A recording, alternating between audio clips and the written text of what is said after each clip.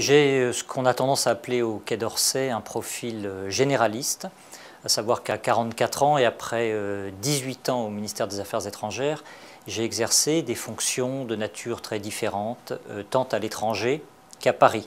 Et je suis arrivé à Washington il y a maintenant 6 mois, dans des fonctions nouvelles pour moi, des fonctions que j'ai souhaité exercer parce que je crois fondamentalement que le métier consulaire restera l'un des fleurons et l'une des vitrines de notre métier diplomatique.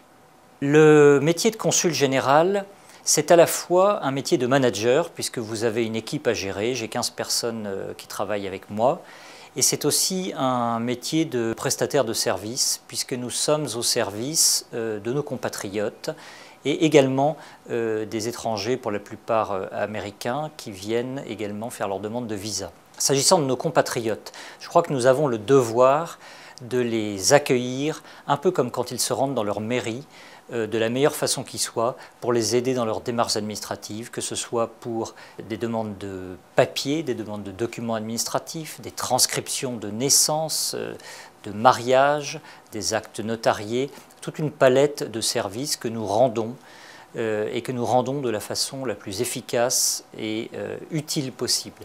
Ça veut dire une administration qui soit à la fois moderne et proche des Français qu'elle entend servir, et c'est un peu le message que j'essaye de faire passer depuis mon arrivée.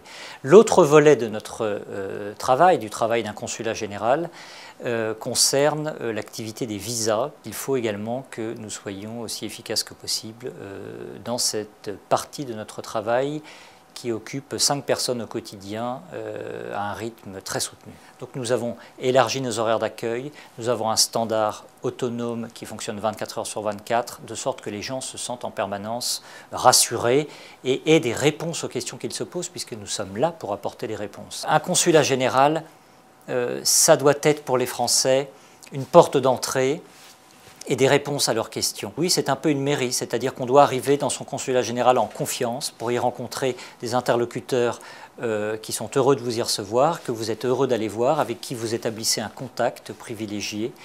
Et c'est dans cet esprit que j'ai abordé mes fonctions. Et je crois fondamentalement que cette administration consulaire, qui est essentielle au fonctionnement de nos institutions à l'étranger, puisse porter ce message de modernité et de proximité dans les années et dans les décennies à venir. Cette année, vous le savez, sera marquée, et dans très peu de temps maintenant, par la succession de 2 scrutins. Le scrutin présidentiel d'abord, les 21 avril et 5 mai, qui sera suivi des élections législatives les 2 et 16 juin. Alors, 2 choses à souligner.